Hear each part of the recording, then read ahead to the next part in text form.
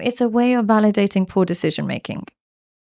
So when we use the word "you're slut shaming," what we're really saying is stop pointing out the flaws in my flawed behavior.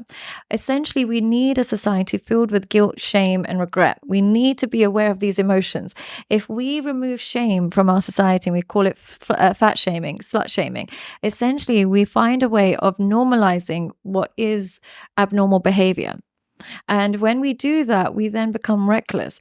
We need guilt, shame, and regret to help direct us into making proper decision making, responsible decision making, healthy decision making. So whenever you hear the word "that's fat shaming" and "that's slut shaming," if the word before it is negative, then the concept is broken. It's the women that sleep around the most that will say men are trash. The women in healthy relationships are not usually the ones saying that. So if this formula is working, why are you allowing trash to enter your vagina? It's a form of intrasexual selection, which in evolutionary psychology just simply means your competition within your sex. Now, the quickest and easiest way for women to kind of beat the competition is verbal aggression. And one of the things that slut shaming does is, firstly, of course, like you mentioned, it reduces the value of sex. So you're competing with people who give it for free. But in addition, by slut shaming, it's our way of unconsciously trying to put other men off that woman. Now, people only slut shame attractive women. You don't see, there are many unattractive women who are also sleeping with lots and lots of men.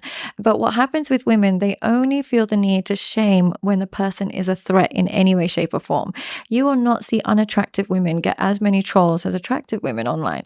And you will not get unattractive women who sleep around get as many slut shaming comments as sexually because they're attractive. seen as less of a threat. They're not a threat. So essentially what intrasexual selection does is it makes women use verbal aggression against one another, but only if she's a threat.